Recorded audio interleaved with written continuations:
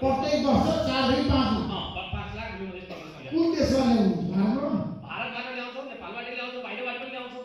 बाहिरको छ जो नेपाल देशै आएका छन्। मधेस प्रदेश नेपालकै हो नि। नेपालकै हो। नेपालबाट पनि त मतलब नेपालबाट पनि त्यो अरू प्रदेशबाट अरू बाँकी 6वटा प्रदेशबाट पनि हामी मधेसमा ल्याउनु पर्यो भन्ने कुरो हो। अब हाम्रो नेपालमै 11 लाख 12 लाख पर्यटक आइरहेको छ अहिले हैन, जुन डाटा छ।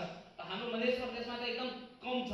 त त्यसलाई बढाएर त्यसलाई गरेर कसरी तपाईको एजेन्डा पनि सार्थक हुँदैन। हुन्छ हुन्छ। तपाईँ एउटा कुरो आज फागुन 24 गते फागुन 24 गते सुन्नुस्, आज 2081 साल फागुन 24 गते ऋषि धम्मासँग विकास सागरले कुरा गर्दै गर्दा अबको 6 महिनापछि ऋषि धम्मा फेरि जनकपुर आउँदै या विकास सागर काठमाडौँमा तपाईसँग यसरी नै बस्दाखेरि म तपाईलाई डाटा दिन्छु र त्यो डाटा फुल प्रुफ हुन्छ तपाईको गभर्नमेन्टबाट। तपाई सरलाई काङ्ग्रेसको प्रवक्ता हो, प्रचार विभाग प्रमुख, जिल्ला सदस्य हुनुहुन्छ। तपाईको पार्टी सभापति को हुनुहुन्छ? सुरेन्द्र प्रसाद सिंह। सुरेन्द्र प्रसाद सिंह अदालतको निर्णय पढ्नु भएको छ? अदालतको निर्णय पढ्यो, अस्तिको पढ्यो। अनि अदालतले के भनेछ? अदालतले उहाँलाई के पहिलाको विशेष अदालतले जुन निर्णय गरेको थियो त्यो निर्णयलाई उल्टाएर अरू के सजाय कम गराएको छ, त्यतिको कम गराएको छ। हैन भन्नुस् के भनेछ? के 4 महिना 26 दिन उहाँलाई 4 महिना 15 दिन उहाँले क्याट तोक्या छ। 1 करोड 23 लाख रुपैयाँ भिगो तोक्या छ, जसमध्ये 4 महिना 26 दिन उहाँले काटिसक्नु भएको छ। 11 दिन जनवरीले काटिसक्नु भएको छ। भिगोको कुरो छ, उहाँ पुनरावलोकनको लागि मुद्दा दर्ता गराइसक्नु भएको छ। मुद्दा दर्ता गराउनु पुनरावलोकनको लागि। तर पुनरावलोकन अदालतले के भनेछ? आदेश पढ्नु भएको छ? आदेश त भने त त्यही 4 महिना हैन आदेशमा के भनेछ के मेरो प्रश्न? 4 महिना 15 दिन कैद 1 करोड। तपाईँ मैले बुझी कहि के सोध्न चाहनुहुन्छ? दोषी ठहर गरेको भन्नुहुन्छ? दोषी त तुम्हारे पहिला पनि विशेष अदालतले पनि ठहर गराएको थियो, सर्वोच्चले पनि गराएको छ। विशेष अदालतले के भनेछ? त्यतिखेर पनि त्यही के भनेछ? कोट अङ्को शब्द त्यही 3 करोड कति उहाँलाई जरिमाना तोकेको थियो अनि केही सजाय गराएको थियो। सजाय कस्तो गरेको थियो? त्यो 9 महिना थियो सर। अनि सर्वोच्चले के भन्नु? सुन्नु, म तपाईको प्रश्न धेरै त्यो क्लियर आइरहेको छैन।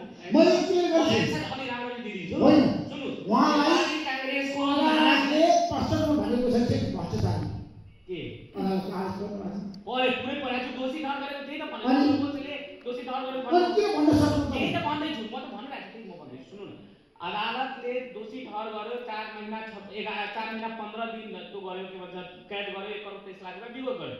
तर नेपाली कांग्रेसको विधान पनि म तपाईले पढ्न आग्रह गर्छु। जस्तै तपाईले मैले सर्वोच्चको आदेश भन्नुभयो, त्यसैले नै म तपाईले नेपाली कांग्रेसको विधान पढ्न आह्वान गर्छु। के हो भने नेपाली कांग्रेसको विधानमा अदालतको अन्तिम आदेश नआउन्जेलसम्म नेपाली कांग्रेसको कुनै पनि पदबाट कारबाही गर्ने छैन भनेर स्पष्ट लेखेको छ। कांग्रेसबाट कस्तो भने त्यो कस्तो अदालतले भ्रष्टाचार ठहर गर्दिन अनि पार्टीले कारबाही गर्नु पर्ने? अदालतले तपाईँ ठुलो हो हैन? अदालतले तपाईँ पार्टी विधान ठुलो हो। अन्तिम आदेश नआउन्जेलसम्म एकचोटि अब पुनरावलोकन भएको छ। 2-4 महिनामा पुनरावलोकनको आदेश आउँछ। यदि उहाँ दोषी ठहर हुनुहुन्छ भने त्यसको भोलिपल्ट उहाँले राजीनामा दिनुहुन्छ। उहाँले राजीनामा दिनुभएको छ, अनि पार्टी सभापति होइन? किन राजीनामा दिने? अन्तिम फैसला त आएको छैन। ए राजीनामा दिनु पर्दैन? पर्दैन। किन पर्छ? जितेको सभापतिलाई तपाईँ सिधै राजीनामा गराउने भनेपछि फेरि महाधिवेशनको अदालतले भ्रष्टाचार ठहर गर्दा राजीनामा दिनु पर्दैन? अदालतले भ्रष्टाचारी ठहर गर्दैमा राजीनामा दिनुपर्छ। तर त्यो पार्टीको विधानले भनेको हो। हाम्रो पार्टीको विधानले भन्छ कि अन्तिम आदेश नआउन्जेल त्यसमा कांग्रेसको विधान भन्दा पनि अदालत चाहिँ कमजोर रहेछ। त्यो अदालत कांग्रेसको विधान चाहिँ ठुलो रहेछ। बिहारमा के लेखेको छ त्यो हामीले मान्छौँ। नेपाली कांग्रेसको एउटा विकास ठाकुरको लागि अदालतको आदेश भन्दा कांग्रेसको विधान ठुलो रहेछ। विकास ठाकुरलाई होइन, नेपाली कांग्रेसको जुन विधान छ त्यो हामी मान्छौँ नि। हाम्रो सभापति त्यो मान्नुहुन्छ नि। त्यसको ठ्याक्कै मलाई के बताउनुहोस् भन्दाखेरि अहिलेको अवस्थामा स्वास्थ्य क्षेत्रमा सुधारको सम्भावना मधेस प्रदेशमा छ। मेडिकल हब बनाउनु पनि सकिन्छ। सबभन्दा बढी तपाईँले स्वास्थ्य कर्मी हेर्नु हो भने अल्टरनेटिभ मधेस प्रदेश छ। अब यी सबै स्वास्थ्य कर्मी अरू प्रदेशमा गएर काठमाडौँमा, धरानमा, चितवनमा काम गरिरहँदा उनीहरूलाई चाहिँ फर्काएर यही एउटा गुणस्तरीय स्वास्थ्य सेवा दिन सकिन्छ। यसको सम्भावना छ, त्यो हुन्छ। समितिको यहाँ धेरै धेरै धन्यवाद। नमस्कार।